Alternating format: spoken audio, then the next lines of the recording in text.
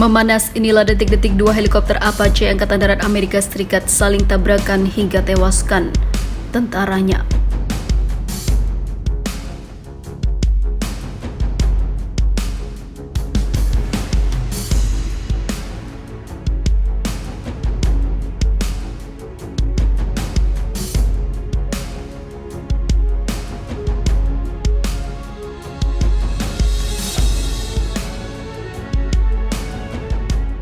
Dua helikopter AH-64 Apache Angkatan Darat Amerika Serikat bertabrakan dan jatuh di Alaska saat kembali dari latihan terbang.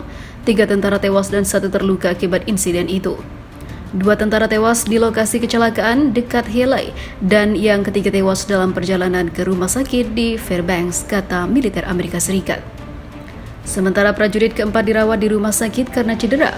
Nama-nama mereka yang tewas dirahasiakan sampai kerabat dapat diberitahu, kata militer Amerika Serikat. Setiap helikopter AH-64 Apache membawa 2 orang pada saat kecelakaan terjadi. Helikopter tersebut berasal dari Batalion Serangan ke-1 Resimen Penerbangan ke-25 di Fort Windward yang berbasis di dekat Fairbanks. Ini adalah kehilangan yang luar biasa bagi keluarga prajurit ini, sesama prajurit mereka dan bagi divisi tersebut, kata Mayor Jenderal Brian Elfer, Panglima Divisi Lintas Udara ke-11. Hati dan doa kami ditujukan kepada keluarga, teman, dan orang yang mereka cintai, dan kami mengerahkan seluruh sumber daya tentara untuk mendukung mereka, sambungnya seperti dikutip dari New Zealand Herald pada Jumat kemarin.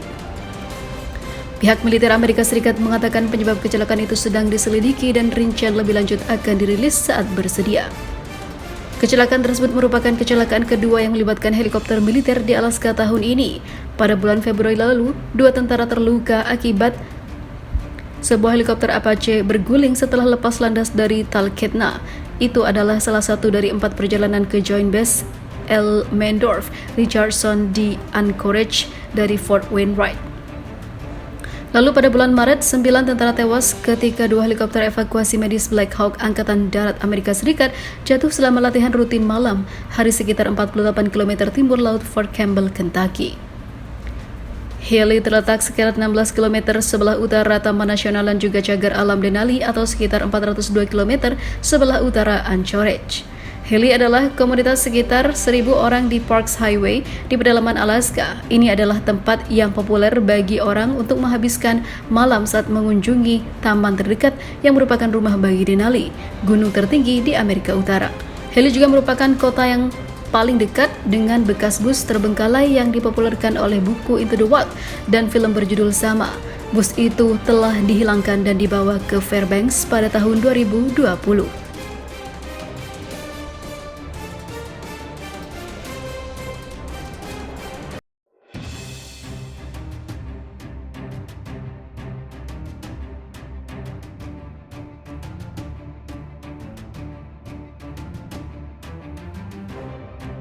Mengejutkan ketika Zionis tengah melakukan operasi dengan menggunakan helikopter. Dikabarkan helikopternya jatuh dan tewaskan pilot dan semua isinya.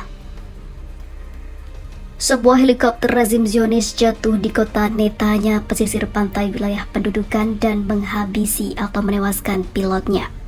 Surat kabar Israel, Yerusalem Post melaporkan jatuhnya sebuah helikopter rezim Zionis di kota Netanya dan tidak menyebutkan penyebab insiden tersebut, hanya mengatakan jika benar hal itu terjadi. Pilot helikopter rezim Zionis yang jatuh di dekat Kiryat Hashalom akhirnya tewas setelah sebelumnya dievakuasi tim medis dan diperiksa secara medis. Diketahui petugas tim medis rezim Zionis mengatakan, saat kami tiba di lokasi kejadian, kami melihat helikopter jatuh di area terbuka di sebuah lahan pertanian yang luas. Kami mengevakuasi pilot pesawat yang ternyata sudah berusia 50 tahun dan tidak sadarkan diri dan mengalami luka yang sangat parah. Ditambahkannya, kami lalu melakukan pemeriksaan medis, tapi pilot tersebut tidak menunjukkan tanda-tanda kehidupan dan kami menyatakan bahwa ia meninggal di lokasi. Sampai saat ini pejabat Tel Aviv dan media-media rezim Zionis tak memberi penjelasan lebih detail terkait identitas pilot dan juga sebab musabab jatuhnya helikopter tersebut. Malah Zionis tidak memberitakan secara gamblang salah satu bencana yang terjadi di siang hari tersebut. Mereka memilih untuk tutup mulut. Ada apa gerangan?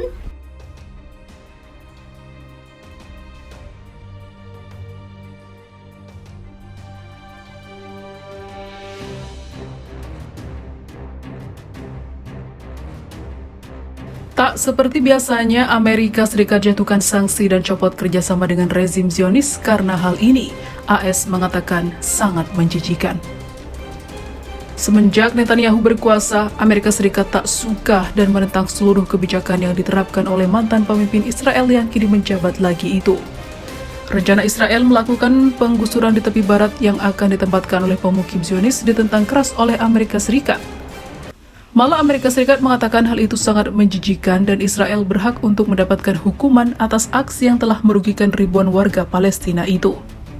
Bahkan dikabarkan lewat Kementerian Luar Negerinya jika Amerika Serikat bersedia mencopot beberapa kerjasamanya dengan rezim Zionis.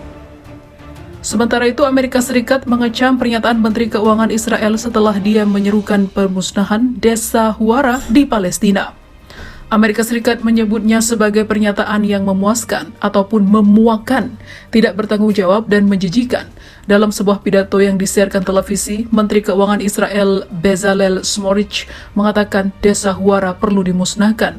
Saya pikir negara Israel harus melakukannya, ungkapnya.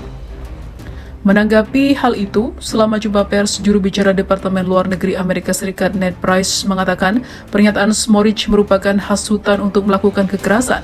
Price meminta Perdana Menteri Israel Benjamin Netanyahu dan anggota pemerintah lainnya untuk secara terbuka mengutuk komentar tersebut. Menteri Keamanan Nasional Itamar Ben-Gvir diketahui berselisih dengan pemerintahan Biden atas kebijakan sayap kanan mereka, termasuk janji untuk memperluas pemukiman ilegal di wilayah Palestina yang diduduki. Washington secara terbuka dan pribadi mendesak pemerintah Netanyahu yang dianggap sebagai salah satu yang paling ekstrim dalam sejarah negara itu agar tidak melanjutkan langkah ini. Israel juga telah menyaksikan aksi protes nasional terhadap rencana Netanyahu untuk melanjutkan langkah-langkah yang akan dilihat sebagai melemahkan Mahkamah Agung dan memberi politisi lebih banyak kekuasaan atas peradilan.